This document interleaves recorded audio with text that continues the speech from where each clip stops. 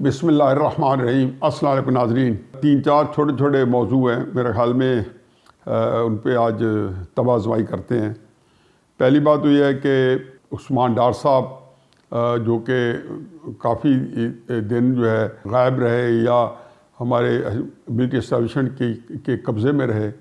تو جب رہا ہوئے تو خود بخود کامران شاہد صاحب کے گھر پہنچ گئے اور وہاں انہوں نے وہ ایک ریکارڈ انٹرویو کروایا جس میں انہوں نے سیاست سے بھی توبہ کر لی تھی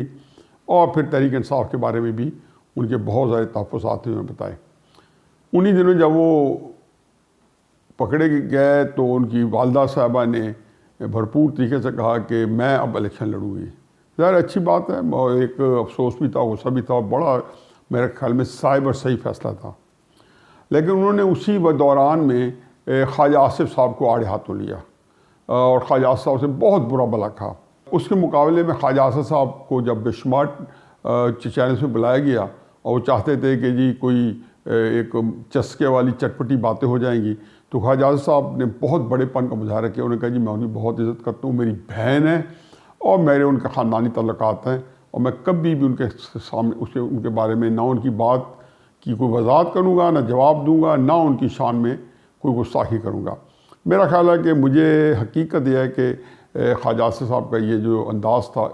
اتنا مجھے بھا گیا، اتنا مجھے بھلے مانس لگا اور اتنی اس میں ڈگنیٹی تھی، اتنی آنریبل لگا۔ اور لیکن بہرحال ان کا غصہ جو تھا عثمان ڈار صاحب کی والدہ صاحبہ کو وہ سمجھ میں آتا تھا۔ یہ بات ضرور تھی کہ میں تب بھی مجھے پتہ تھا کہ خواجہ آصف کا عثمان ڈار صاحب کے معاملات میں کوئی رول نہیں ہے، لیکن 2 دن پہلے جو واقعہ ہوا ہے، پرسوں ہوا ہے یا کل ہوا ہے، کہ عمر ڈار صاحب جو بہت ہی بھلے مانس آدمی ہیں، بڑا اچھا آدمی ہے، کاروباری آدمی ہے، وہ عثمان سے بڑے ہیں اور میں تو خیر میرے تو بالکل چھوٹے بھائیوں کی طرح سارے کے سارے اور بچوں کی طرح۔ عمر ڈار صاحب کی تلاش میں جو ان کا کسی مقدمے میں نامینیٹڈ تھے، پولیس گئی ہے گھر پہ، انہوں نے چھاپہ مارا ہے۔ عثمان صاحب بھی گھر پہ نہیں تھے، کوئی بھی مرد نہیں تھا۔ تھوڑی دیر بعد عثمان صاحب کی والدہ جو تھی بڑے ہی کہ تکلیف دہ انداز میں باہر آئیں، پریس کے سامنے آئیں۔ میں کہتا ہوں کہ وہ منظر جو ہے اللہ تعالیٰ بس معاف کرے، بہت تکلیف ہوئی۔ اور یہ پتہ ہوتا ہے کہ پولیس والے جو ہے یہ اس طرح کے ہتھ کنڈے استعمال بھی کرتے ہیں، کوئی بعید بھی نہیں تھا کہ وہ کرتے، لیکن کسی کا نقطہ نظر نہیں آیا تھا، انہیں کا آیا تھا اور جو کچھ آیا تھا منوان مان لیا گیا۔ اچھا، اس کے بعد عثمان ڈار صاحب جو ہیں وہ بڑے عرصے بعد جب پردہ سیمی پہ آئے، کیونکہ پہلے وہ 9 مئی کے بعد بھاگے رہے تھے اور اس کے بعد پکڑے گئے تھے، اور جب آئے تو وہ توبہ طائب ہو کے معافی تلافی انہوں نے کرا لی۔ لیکن وہ کل انہوں نے تقریر کی تو بڑے گرجے برسے خوبصورت طریقے سے بات کرتے ہیں، اپنا معافی و ضمیر بہت اچھے طریقے سے بیان کرتے ہیں عثمان ڈار صاحب۔ کاش وہ اس میں سے جو زباں ہے اس کو گالم گلوچ سے کم تر رکھتے، لیکن چلو انہوں نے گالم گلوچ کی، لیکن گالم گلوچ میں ساری گندی گندی گالیاں خواجہ آصف کو دے دی یا جو ہے ڈی پی او کو دے دی، جو بھی علاقے کا سیالکوٹ ضلع کا ڈی پی او ہے۔ جو کچھ تھا انہوں نے وہ کہتا ہے نا بالکل اندر کی جو کیفیت تھی وہ ساری باہر کھول کے رکھ دی۔ خواجہ آصف نے اس کے بعد ایک ٹویٹ کی اور اس ٹویٹ میں خواجہ آصف نے پھر کہا کہ جی ظاہر ہے کہ میرے بے جا الزامات ہیں، اور دوسرا نے کہا کہ میں کچھ نہیں کہوں گا، کہ میرے ان سے گھر سے ہماری رشتہ داریاں بھی ہیں، تعلقات بھی ہیں اور ایک عرصے سے ہم ایک ہی علاقے میں رہتے ہیں، تو یہ میں ان کی جو عثمان ڈار کی جو ہے اس کی کسی قسم کی جو اس کا زبان ہے اس کا جواب نہیں دوں گا۔ مجھے جو بات یہاں کہنی ہوئی ہے کہ جب میں عثمان ڈار صاحب کی باتیں سنی تو ایک بچہ یہ بات جانتا ہے پاکستان کا، صرف سیالکوٹ کا نہیں، کہ یہ کام کس نے کروایا ہے۔ اگر ڈی پی او نے کیا تو بھی کسی کے اشارے پہ کیا ہوگا۔ خواجہ آصف کا تو کوئی رول بنتا ہی نہیں ہے۔ یہ جو آپ کے ساتھ اگر ہوا ہے اس طرح واقعہ تو اس سے ملتے جلتے واقعے پورے پاکستان میں جو ہو رہے ہیں خواجہ آصف تو نہیں کرا رہے نا، تو پھر کون کرا رہے؟ میں یہی کہتا ہوں کہ ہمارے اندر اتنی جرت نہیں ہے کہ ان کا نام لیں تو پھر کسی کا بھی نام نہ لیں۔ ڈار فیملی کو پتہ ہے کہ ان کے ساتھ جنہوں نے ان کے لیڈر پہ ہاتھ ڈالا ہوا ہے، جو تحریک انصاف کے دوسرے کابرین پہ ہاتھ ڈالا ہوا ہے، ورکرز کو جنہوں نے اپنے قبضہ استبداد میں رکھا ہوا ہے، وہی تو ہیں جو آپ کے گھر میں گھسے یا جن کے اشارے پہ لوگ گھسے۔ خواجہ آصف کا اس میں کوئی قصور نہیں ہے۔ اس سے مزید لگتا یہ ہے کہ آپ ایک سیاسی فائدہ تو اٹھانا چاہتے ہیں، دوسرا آپ کے اندر وہ جرت ہے ہی نہیں کہ جس میں آپ ایک جو ڈنگے کی چوٹ پہ کہہ سکیں کہ کون لوگ تھے جنہوں نے کیا، لیکن ظاہر ہونی بھی نہیں چاہیے کیونکہ ان لوگوں کے ساتھ جن کے پاس بہت طاقت ہے ان سے نہتے شہری نہیں لڑ سکتے۔ لیکن تکلیف دہ بات یہ ہے کہ مجھے کچھ بھی نہیں پتہ وہاں کے حالات کا، لیکن اس بات میں کسی کو بھی سمجھانے کے لیے آپ کو کوئی راکٹ سائنس نہیں چاہیے کہ خواجہ آصف کا اس میں 0/0 رول ہے۔ سرفراز بگٹی صاحب جو ہیں وہ پیپلز پارٹی میں شامل ہو گئے ہیں، بلکہ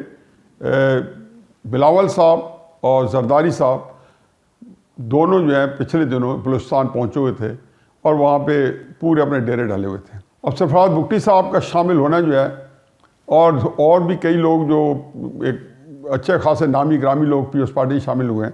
تو مجھے اس میں ایک ہی تبصرہ کرنا ہے، پیپلز پارٹی پچھلے 4-5 مہینوں سے ایک شکایات کا انبوہ کھڑا کیا ہوا تھا اور بار بار وہ یہی کہتے تھے کہ جی لیول پلینگ فیلڈ نہیں ہے اور لاڑلا لایا جا رہا ہے اور لاڑلے کے بعد ایک اور لاڑلا لایا جا رہا ہے۔ بیسیکلی اس میں نے پہلی بھی اپنے بتایا اپنے ویلاگس میں کہ کس طریقے سے لاہور کے اندر جب استحکام پاکستان پارٹی بنی تو پیپلز پارٹی کو یہی لگا کہ پنجاب کے اندر ان کو چانس بنتا تھا اور وہ اب چانس جو ہے رہ گیا۔ بہرحال قطع نظر اس کے کہ وہ چانس بنتا تھا یا نہیں بنتا تھا، بلوچستان کے اندر جو سپیس دی گئی ہے مجھے لگتا ہی ہے کہ اگلی حکومت میں چونکہ وزیر اعلیٰ سرفراز بگٹی ہوں گے تو پیپلز پارٹی ہی کی سربراہی میں کولیشن گورنمنٹ بلوچستان میں بنے گی۔ اب اس پارٹی کو سندھ بھی وعدہ کیا گیا ہوگا، ملتا ہے یا نہیں ملتا، میں پھر کہتا ہوں ملتا یا نہیں ملتا الگ بات ہے۔ آج کی تاریخ میں ان کو تھوڑا سا ٹھنڈا رکھنے کے لیے بلوچستان کا اور سندھ 2 صوبے ان کو دینے کی وعدہ کیا ہے۔ باقی انہوں نے بتایا گیا کہ جی کے پی کے اندر بھی شاید کولیشن گورنمنٹ بنے جس میں پیپلز پارٹی موجود ہو، اور خود زرداری صاحب کہہ چکے ہیں کہ ایک قومی حکومت بنے گی۔ اگر قومی حکومت بنی تو اس میں پھر پیپلز پارٹی بھی ہوگی اور پھر تحریک انصاف بھی ہوگی، کون سی؟ گوہر علی خان والی۔ اب چلتے اگلے موضوع کی طرف۔ گو الیکشن ملتوی ہونے کے سارے دروازے راستے جو ہیں سپریم کورٹ نے بند کر دیے یا مسدود کر دیے، لیکن ابھی تک کچھ نہ کچھ چنگاریاں جو ہیں وہ اٹھتی ہیں زمین سے اور سامنے آتی ہیں۔ ابھی پاکستان بار کونسل اور پاکستان سپریم کورٹ بار دونوں نے مطالبہ کیا ہے، بلکہ میں نے سنا ہے کہ شاید پنجاب بار کونسل بھی کیا ہے کہ الیکشن کمشنر راجہ سکندر سلطان استعفیٰ دیں۔ حقیقت یہ ہے کہ بالکل کوئی جو اگر مان بھی جائے تو وجہ استعفیٰ مانگنے والی نہیں ہے کہ جی اپنے انہوں نے ہمارے حلقے سے جو ہے کوئی کہتے تو ہے کہ حافظ آباد میں احسن بھون صاحب کو ایک حلقہ ملنا تھا، نہیں ملا وہاں پہ، اور وہ حلقہ جو ہے گوجرانوالہ کے ساتھ ہو گیا، 2 سیٹ کی بجائے 1 سیٹ ہو گئی، اس سے وہ سارے بڑے تلملا گئے ہیں۔ اور ان ساری بار کونسل میں اعظم نذیر تارڑ صاحب اور احسن بھون صاحب ان کے جو ہے زیادہ کنٹرولز ہیں۔ ان بار کونسل اور بار جو ایسوسیشن ہیں ان کے ذریعے چیف الیکشن کمشنر راجہ سکندر سلطان سے استعفے کا مطالبہ کیا گیا۔ یہاں پہ ایک بڑی دلچسپ صورتحال ہے۔ اب ہر ایک نے جیسے انہوں نے کیا تو چونکہ یہ سارے لوگ تقریباً خصوصاً اعظم نذیر تارڑ صاحب وغیرہ مسلم نون کے جو ہے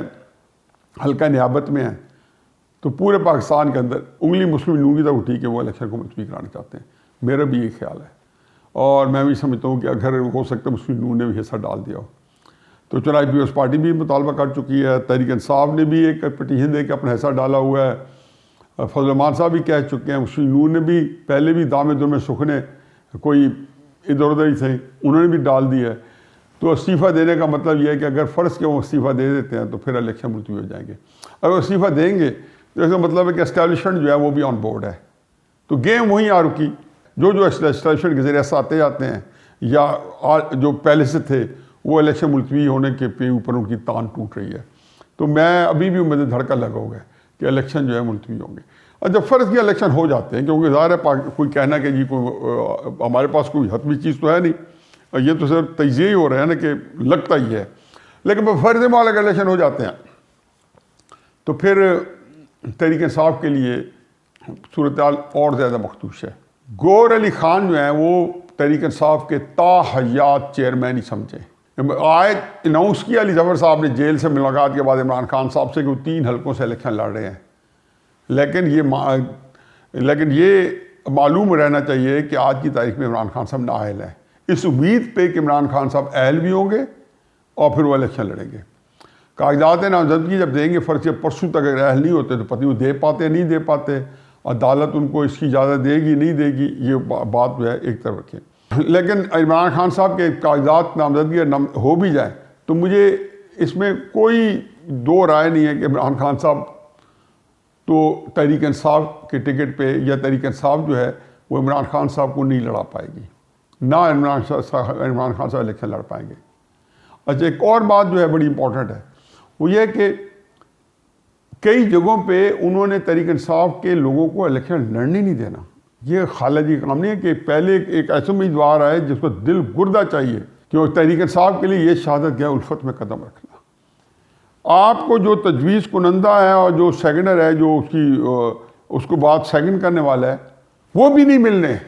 کیونکہ جس کو آپ کریں گے ڈالیں گے وہ جرت والا ہمت والا بندہ چاہیے کہ پولیس اس کو اٹھا کے نہ لے جائے, اس کو اغوا نہ کر لیا جائے, کیونکہ انہوں نے ساتھ ہونا, انہوں نے تصدیق کرنی ہے کہ ہاں ہم نے دستخط یہ ہمارے ہی ہیں. اگر وہ انکاری ہو گئے تو کاغذات ویسے ہی ریجیکٹ ہو جائیں گے اور اسی حلقے میں سے چاہیے. اب اس صورتحال کے اندر میرا اپنا خیال ہے کہ کچھ لوگ ہیں جو کہ ان کے میں جن کو ٹک مار لگی ہوئی ہے ایسوسیشن کی طرف سے, جیسے کہ مسلم لیگ نون میں, پیپلز پارٹی میں, ہر پارٹی میں ان کی ان روڈز ہیں. اسی طریقے سے تحریک انصاف کے اندر بھی جن کو آشیرواد ہوگی, جو ایسوسیشن کی آنکھوں کی ٹھنڈک ہوں گے, جو امیدوار تحریک انصاف کے, ان کو الیکشن لڑنے نہیں دیا جائے گا. 4-5-7 اس گو میں دوسرے بھی نکل جائیں گے. یہ صورتحال ہے 8 فروری کے الیکشن کی. اگر تحریک انصاف لڑی